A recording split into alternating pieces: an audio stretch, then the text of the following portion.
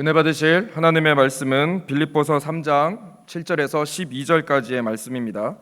빌립보서 3장 7절에서 12절까지의 말씀입니다. 신약 성경 321페이지에 있습니다.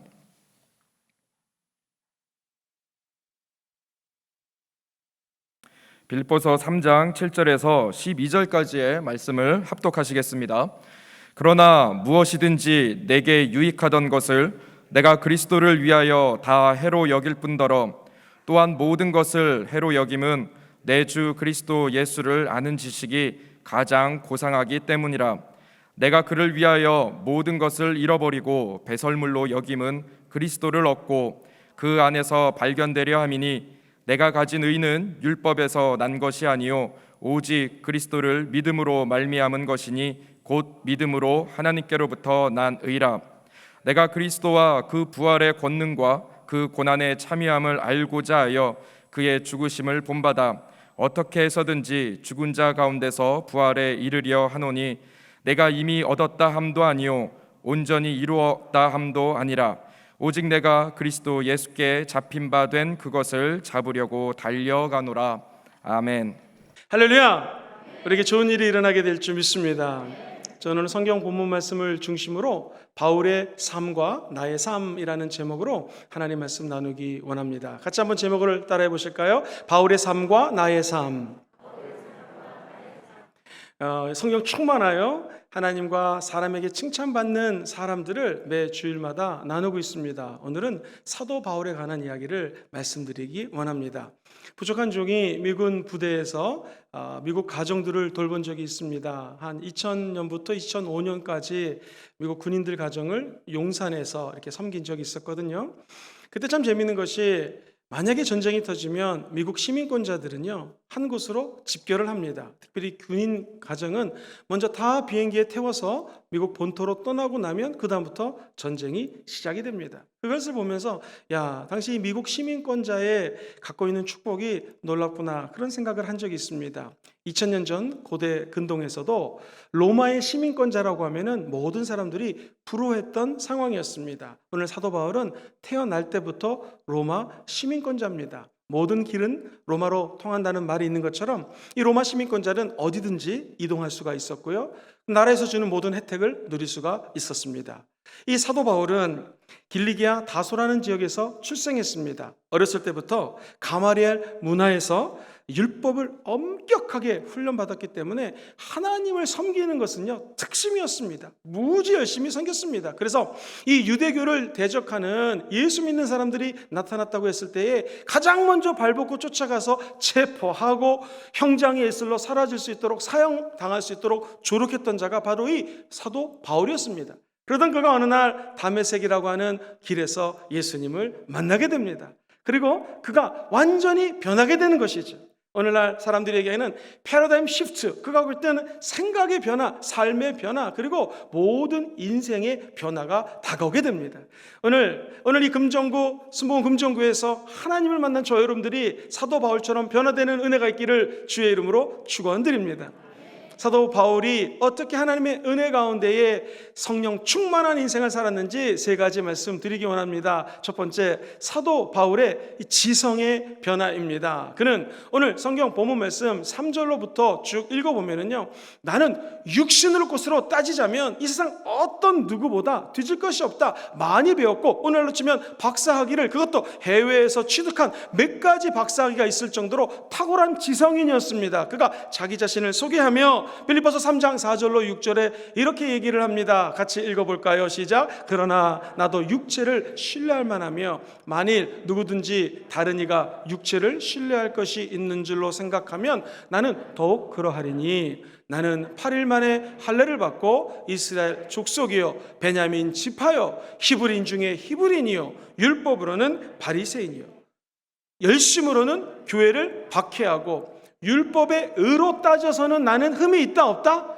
흠이 없다라는 거예요. 육신의 것으로 따져보면 사도 바울은 자신 있게 유대인 중에 유대인이요 공부도 많이 했고 나는 로마 시민권자요, 아무리 생각해도 육신으로 따지게 되면 아무것도 부러워할 것이 없는 사람입니다 라고 이야기를 합니다. 그런데 이 사도 바울이 예수님을 만나자 사람이 변하게 됩니다. 그래서 골로새서에 보면은요, 이 땅의 것, 육신의 것, 세상 것을 추구하던 사도 바울이 갑자기 눈을 들어 영안이 열리니 하늘의 것을 추구하기 시작합니다. 그의 생각이 180도 바뀌게 된다는 것이죠. 골로새서 3장 1절과 2절을 읽어드리겠습니다. 그러므로 너희가 그리스도와 함께 다시 살리심을 받았으면 위의 것을 찾으라. 거기에는 그리스도께서 하나님 우편에 앉아 계시느니라. 하나님 우편에 앉아 계신 예수를 바라보니 이제 땅의 것을 찾는 것이 아니라 저 위에 있는 하늘의 상급을 바라보게 되었다는 것입니다. 그러면서 2절에 이렇게 얘기해요. 같이 읽어봅니다. 시작.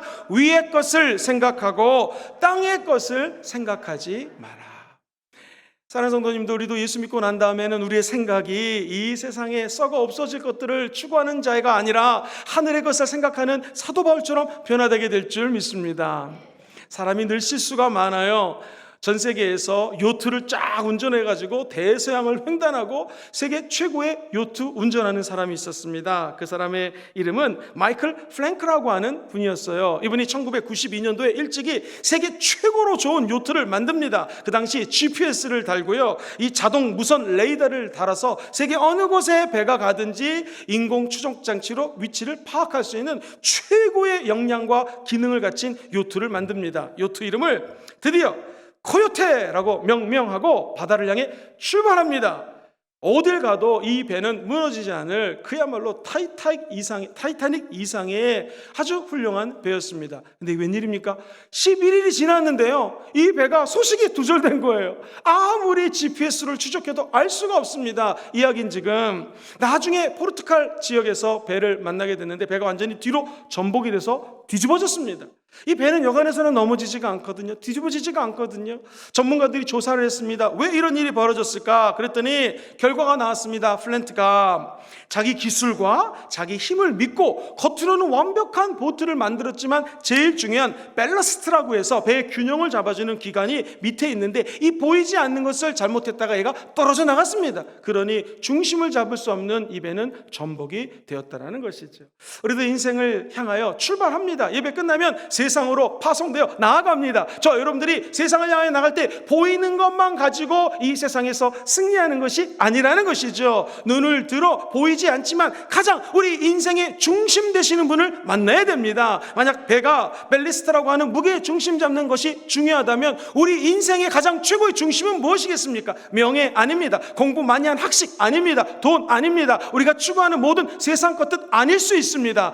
바라기는 우리 순복음 금종교의 모든 성도들이 살아 역사하시는 예수님께 마음의 중심을 두게 되기를 주의 이름으로 축원드립니다. 예수 만났다라고 하는 것은 생각이 변화되는 것입니다. 세상 것을 추구하던 우리가 이제 눈을 들어 영광의 하나님을 바라보는 그 예수 그리스도의 영광에 참여하는 귀한 하나님의 백성들 되시기를 주의 이름으로 축원드립니다. 사도 바울은 예수님을 만나기 전에 자기가 보기에는 흠이 없는 사람이었어요. 그런데 예수를 만나고 보니 점점 자기가 얼마나 부족한 사람인가를 깨닫게 됩니다. 예수 믿는 사람들은 신앙이 깊어지면 깊어질수록, 성경 말씀을 알면 알수록, 기도를 하면 할수록 느끼는 것이 우리 예수 그리스도의 저 거룩함과 존엄성 앞에 나의 모습은 너무너무나 연약한 자구나 하는 이 신앙의 괴리감이 생기게 됩니다. 그래서 오랫동안 목회를 하신 목사님들은 이런 고백을 합니다. 예수님과 비교해보면 내가 10년, 20년, 40년, 50년 목회를 하면 예수를 많이 닮아갈 줄 알았는데 예수를 믿으면 믿을수록 영화로우신 예수님의 모습과 나의 추악한 죄책감 때문에, 이 죄성 때문에 너무나 힘이 듭니다 라고 위대한 선배 목사님들이 고백하는 것을 들었습니다. 그때 저는 어린 종이었기 때문에 무슨 말인지 몰랐습니다. 그러나 이제 제가 사도 바울의 마음을 조금씩 깨닫게 됩니다. 바울은 예수를 믿고 나자 이렇게 고백합니다.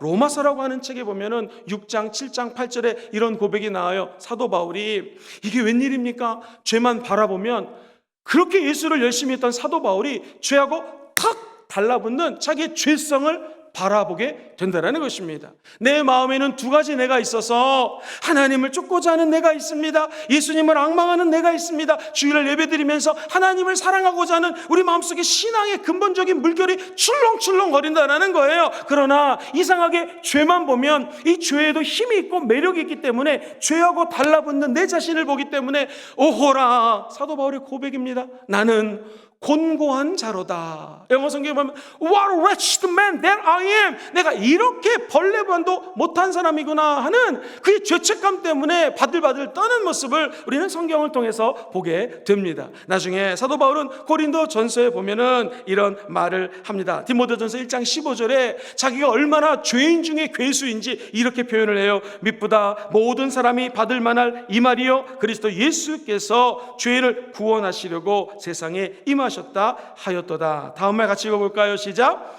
죄인 중에 내가 괴수니라. 얼마나 자기 마음이 죄책감에 시달렸으면 수많은 죄인 중에 내가 죄인 중에 괴수입니다 라고 고백을 했을까요?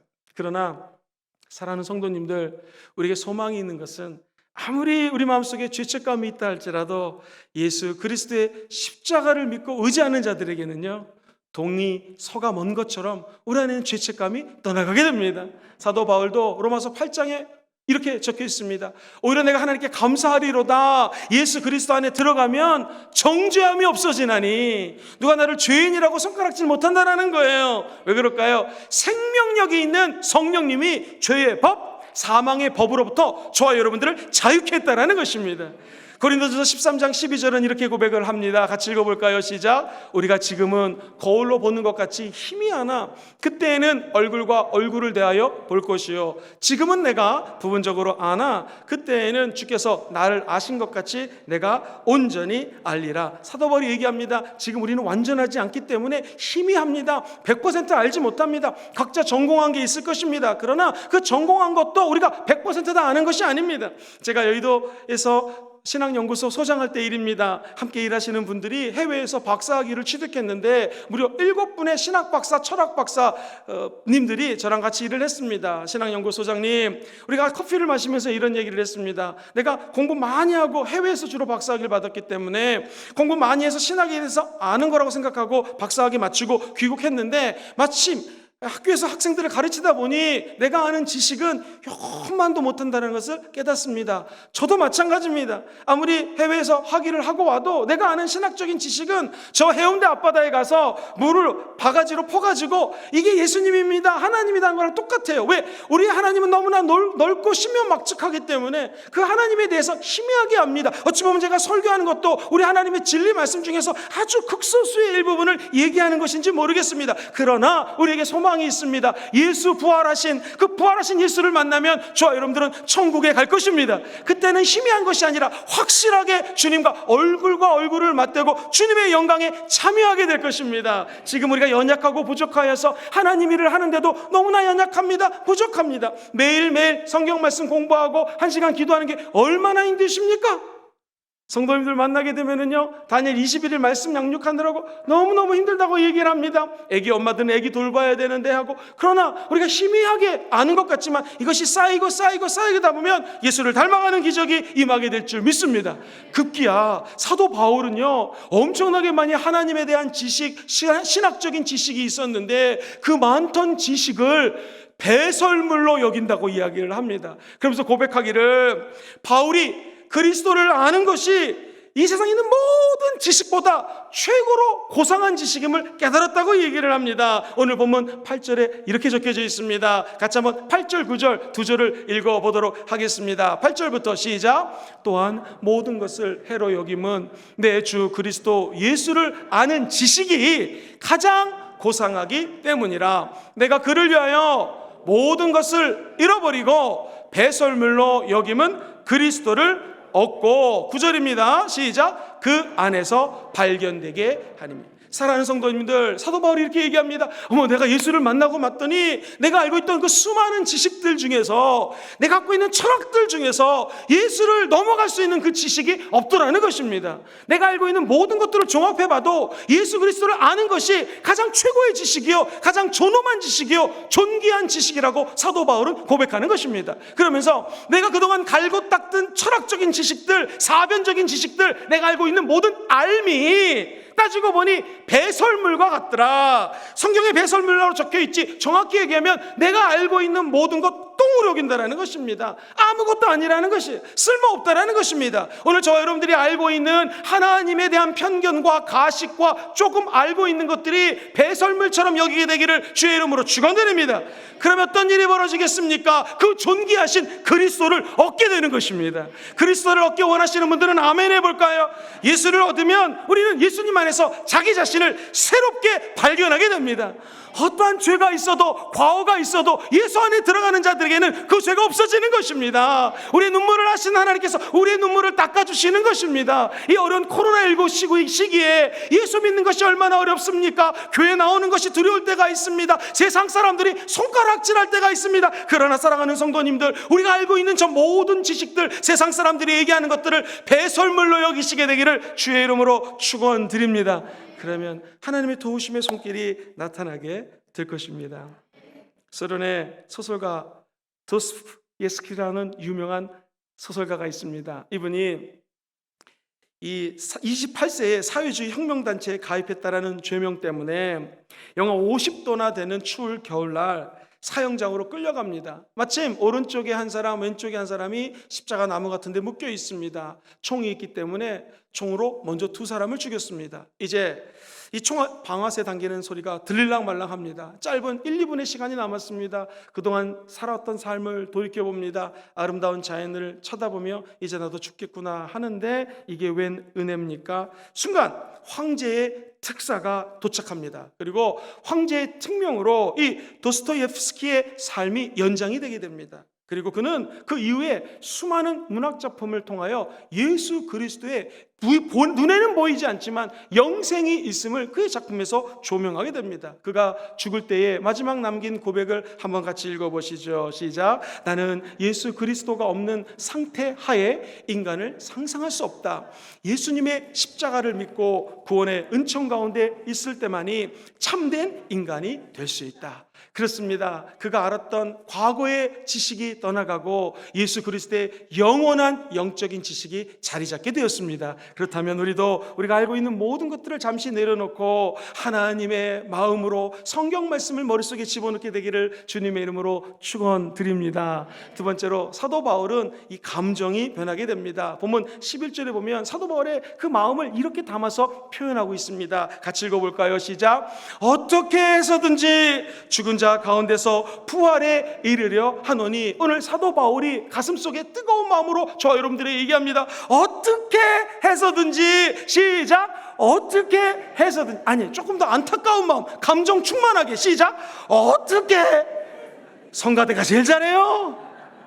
어떻게 해서든지, 우리말로 치면 좌우지간 수단과 방법을 안 가리고 내가 어떻게 해서든지. 이 말은 두 가지 의미가 있습니다. 내 앞에 환난이 있고 어려움이 있고 눈물이 있다 할지라도 어떻게 해서든지 나는 예수 그리스도의 부활에 참여할 것입니다. 두 번째, 어떠한 희생이 내 앞에 있다 할지라도 하나님이 나에게 주신 사명의 길을 달려가는 데는 나는 절대로 예수 그리스도의 십자가의 부활의 능력을 포기하지 않겠습니다. 우리 이 땅에 살면서 어려움을 만납니다. 눈물을 만납니다. 사람들이 오해할 때도 있습니다. 하나님 열심히 봉사하지만, 네가 열심히 예수 믿고 11조 드리고 시간을 투자하지만 너에게 돌아가는 것이 무엇이냐라고 세상 잣대로 이야기할 때도 있습니다. 그러나 오늘 사도 바울의 마음처럼 어떻게 해서든지 좌우지간 예수 그리스도의 십자가의 부활에 참여하는 여러분 되기를 주의 이름으로 축원드립니다. 우리가요 다 연약합니다. 강한 사람이 없어요. 그런데 하나님은 연약한 자를 도와주십니다. 우리 하나님은 낮은 자의 하나님이세요. 낮은 자를 높여주십니다. 높아졌다고 생각하는 사람, 섰다고 생각하는 사람들은 넘어질까 조심하라 라고 성경은 이야기합니다. 이것을 우리는 패러독스적인 진리라고 그래요. 쉽게 얘기해서 성경은 역설적입니다. 우리는 나 잘났어요, 나 뛰어나요, 그러면 그 사람을 피하란다고 해서 높여주죠. 그러나 성경은 낮아질 때, 주 앞에 겸손해질 때 주님이 그 사람을 높여준다는 것입니다. 아마 크리스찬이라면 한 번쯤 다 읽어봤을 책이 있을 것입니다. 목적이 이끄는 삶이라는 책인데요, 미국 세들베이 교회에서 담임 목사로 사역하시는 너무나 존경하는 릭 와렌 목사님의 책입니다. 이분은 사실은요 아주 아픈 상처가 있어요.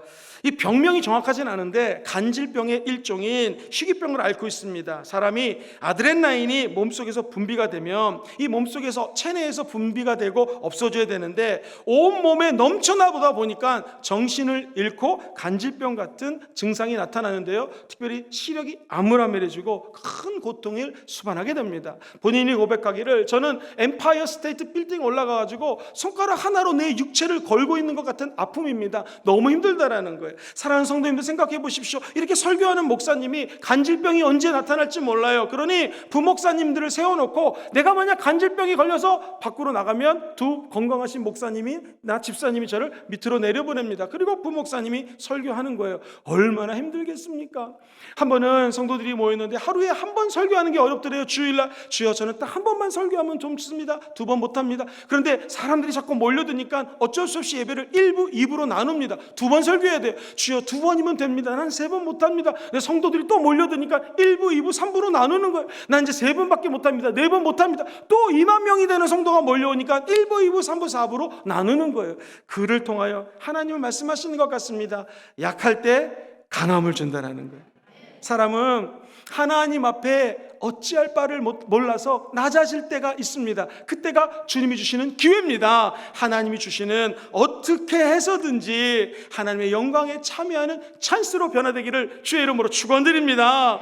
성경은 이야기합니다. 죽은 자 가운데서 부활에 이르려 하노니. 시작. 죽은 자 가운데서 부활에 이르려 하노니. 사도 바울이 간절히 11절에서 고백하는 것은 내가 어떻게 해서든지 죽은 자로부터 벗어나 부활에 이르려 합니다 라는 고백입니다. 사도 바울은 사실 가만히 보면 무지무지 행복한 사람이에요. 사도행전에 보면은 20장 20절로 24절에 이런 말이 나와요. 보라 이제 나는 성령에 매여 예루살렘으로 가는데 거기서 무슨 일을 당할지 알지 못하노라. 오직 성령이 각성해서 내게 증언하여 결박과 환난이 나를 기다린다 하시나. 24절 같이 읽어봅니다. 시작. 내가 달려갈 길과 주 예수께 받은 사명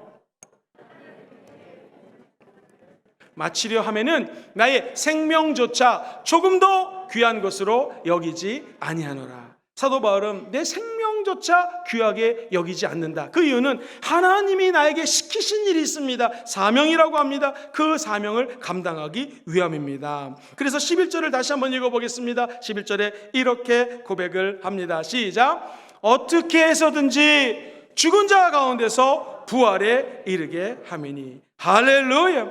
죽은 자 가운데서도 어떻게 해서든지 나는 부활하는 예수님과 만나기 원한다는 것입니다. 사랑하는 성도님들, 어렸을 때 저는 조용필 씨의 팬이었습니다. 조용필 씨 사진을 갖다 놓고 그 옆에다가 예수님 사진 갖다 놓고, 예수님도 한 팬처럼 제가 존경하는 그냥 그런 분이었습니다. 그런데 목회를 하면서 깨달은 것은 예수님은 내가 예수님의 팬이 될 것인가, 예수님의 참된 제자가 될 것인가, 우리가 선택해야 됩니다.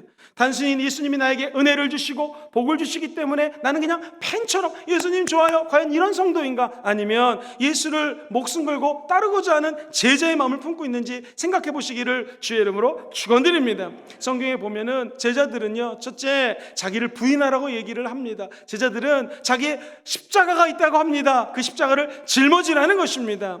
오늘도 누군가가 여러분의 기도를 통하여 다시 소생될 수 있습니다. 그분이 여러분의 십자가입니다. 여러분이 놓고 기도하는 그분을 위해서 간절히 기도해 주십시오. 그분이 어려움에 처해 있는데 구원받게 도와주시옵소서. 그분이 지금 힘든 일을 당하고 있는데 주님 그 어려움으로부터 벗어나게 도와주옵소서. 그게 우리들의 십자가입니다. 지금 우리 부산이 어려운 상황에 있습니다. 주님 부산을 위해서 기도하오니 부산 땅에 하나님의 은혜가 넘쳐나게 도와주시옵소서. 조국 대한민국의 모든 백성들이 코로나19 때문에 힘들어하고 있습니다. 우리의 기도가 우리의 사명이 되기를 주의 이름으로 축원드립니다. 그러면 우리 기도를 통하여 하나님의 사명의 열매를 맺게 된다는 것이죠. 이처럼 자기 십자가를 지고 자기를 부인하고 따라해볼까요? 예수님을 따르라. 누구든지 제자가 되기 위해서는 예수를 따라야 된다는 거예요. 성경은 이야기합니다. 내가 죽은 자 가운데서 부활에 이르려 하리니. 이 천국 가고자 하는 열매가, 천국에서 상급을 받고자 하는 열정이 회복되기를 주의 이름으로 축원드립니다. 저는 하나님의 은혜로 여의도 순복음교회에서 유학을 보내주셔서 호주에서 한 6년 정도 학위를 공부했습니다. 그런데 지금 돌이켜보면 공부한 것보다도 감사한 것은 호주 시드니에 정우성 목사님이라고 하는 분의 목회를 지근거리에서 볼 수 있었던 것이 큰 축복이었습니다. 목사님은 현대 지사장으로 시드니 오셨다가 세상 영화 북이 다 버리고 조그만 시드니 순복음교회를 개척하다시피 하여 목회를 하십니다. 은혜 가운데 그 교회가 5천 명으로 성장을 하게 됩니다. 그리고 그 척박한 오세아니아 땅에 지교회를 34교회를 세워서요, 시드니에 4천 명의 성도, 브리스벤에 1,000명의 성도, 멜번 순복음교회 500명의 성도, 한때 그 뉴질랜드에 있는 조그만 섬인데요, 거기에 있는 제일 큰 도시에 500명이 넘는 성도가 모이는, 즉 순복음교회 큰 교회들이 이 정우성 목사님의 제자 때문에 세워지게 됩니다.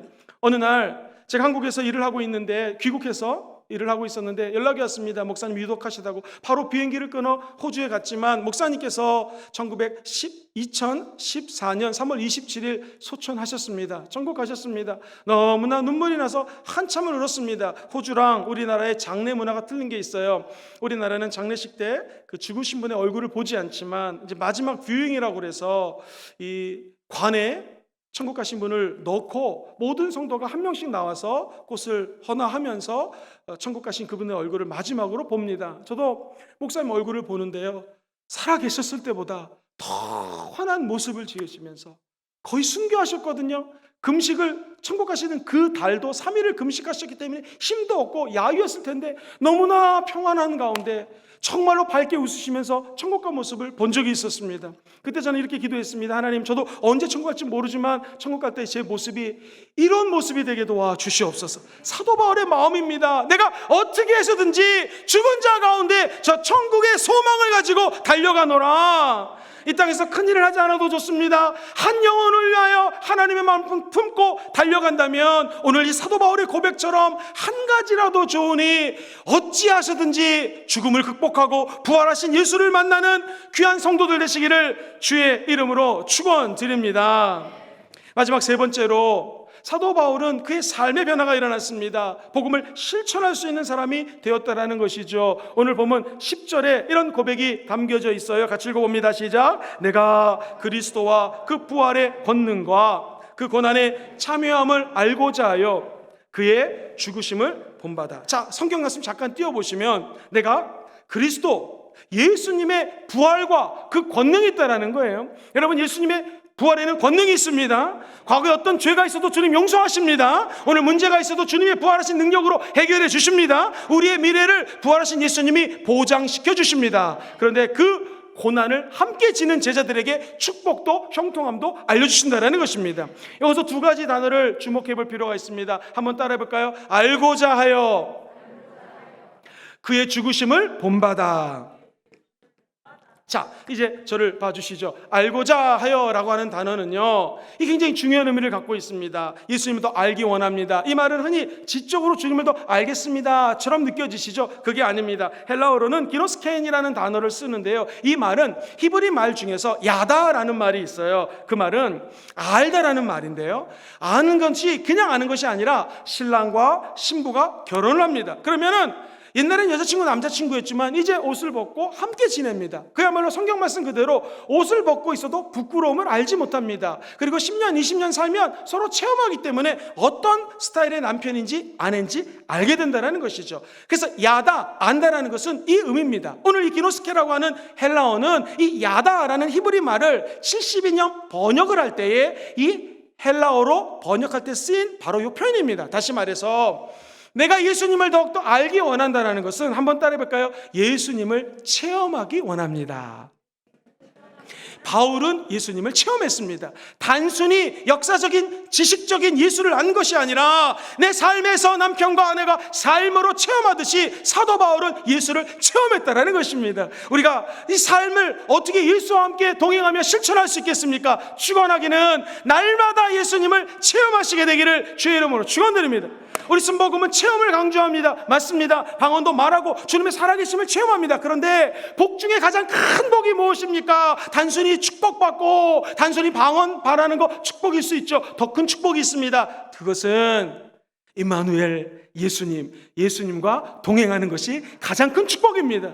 예수님을 체험한다고 하는 것은 단순히 주일날 한 번 예배 드리는 것으로 끝나는 것이 아닙니다. 예배 마치고 세상에 돌아가서 시간마다, 순간마다, 때마다 주님을 체험하시게 되기를 주의 이름으로 축원드립니다. 직장인들은 내일 회사에 가서 예수님과 체험하며 만나며 직장 일을 할 때에 영적인 축복과 승승장구하는 기쁨이 있을 것입니다. 학생들은 공부할 때 혼자 하지 마십시오. 잠시 기도할 때 주님의 지혜를 받아 공부하시게 되기를 주의 이름으로 축원합니다. 이게 주님을 체험하는 것이죠. 사업하시는 분들은 비즈니스 파트너를 만날 때 내가 원하는 사람이 아니라 기도하시고 하나님의 음성을 듣고 움직이게 된다면 반드시 주님의 영광이 드러나게 될 것입니다. 사도 바울은 예수의 복음을 실천할 때에 날마다 예수님을 체험했습니다. 우리도 살아계신 예수님을 날마다 체험하는 성도들 되시기를 주의 이름으로 축원드립니다. 예수님이 사도 바울을 통하여 복음을 실천했다고 하는 것은 바울은 한 가지 소명이 있었어요. 그것은 예수를 본받으려고 했습니다. 한번 같이 따라해 볼까요? 그의 죽으심을 본받아. 우리가 그리스도인이라고 하죠. 영어로는 크리스찬. 크리스찬에는 두 가지 의미가 담겨져 있어요. 첫 번째는 예수님에게 속한 사람, 이런 뜻입니다. 두 번째는 예수님을 닮아가는 사람. 우리 순복음 금주교회는 모두 다 진정한 그리스도인입니다. 예수님께 속해 있고요, 뿐만 아니라 예수님을 닮아가야 된다는 것이죠. 그것을 저는 작은 예수라고 표현하고 싶습니다. 우리 모두가 예수를 열심히 만나고 체험하고 그리워하고 사랑하게 되면 결국 신랑 되신 예수님을 닮아가게 될 것입니다. 작은 예수의 삶을 살게 될 줄 믿습니다. 한 가지 예화를 드리고 말씀을 좀 정리하기 원합니다. 혹시 교회학교 교사를 해보신 적이 있는지요? 우리 교회도 훌륭한 교사들이 많아서 지금 지하 1층에서 영유아부, 유치부, 유년부, 우리 중고등부는 6층에서 예배를 드리고 있는데요. 이런 일이 있었습니다. 이 말썽꾸러기들이 항상 있어요. 저도 중학교 2학년 교사로 오랫동안 일을 했는데 대학교 다닐 때 말썽장애들이 많습니다. 저만 보면 선생님 떡볶이 사주세요. 제 용돈보다 떡볶이 값이 더 나갔습니다. 떡볶이 사주는 건 괜찮아요.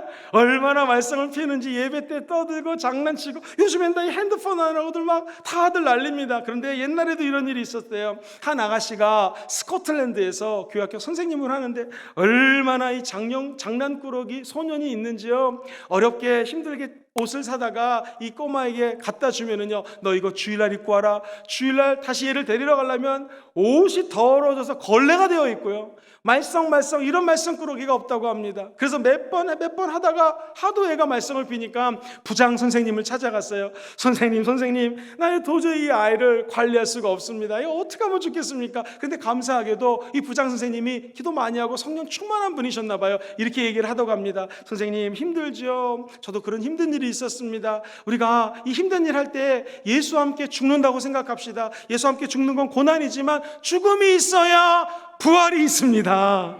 곧 부활의 은혜가 있을 줄 믿고 조금 더 최선을 다합시다. 이거 옷 사는데 조금 보태주세요 하면서 부장 선생님이 그 옷값을 좀 주셨답니다.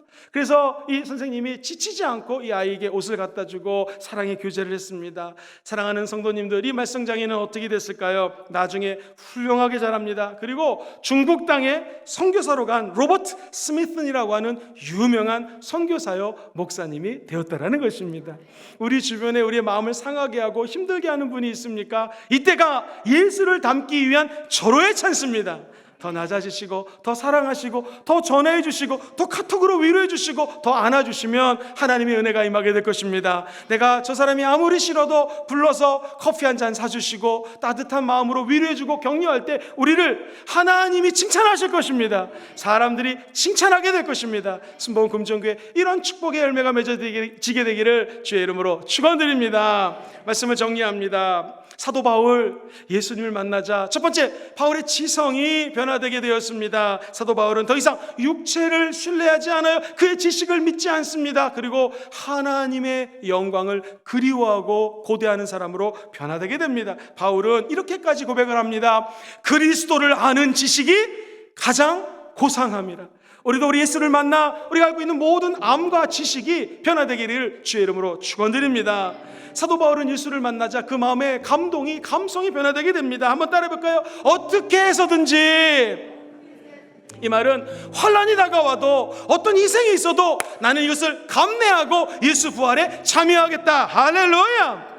한번 따라해볼까요? 부활에 이르려 하노니. 시작. 부활에 이르려 하노니. 나는 예수 닮아가겠다.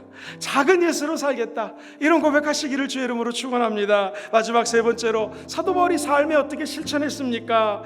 예수님을 야다 기노스카노스 하나님의 아들 예수를 날마다 체험했습니다. 그렇다면 우리 인생에도 날마다 예수님과 동행하시고 체험하는 축복이 있기를 주의 이름으로 축원합니다. 마지막으로 사도 바울은 예수를 본받는 삶을 살았어요.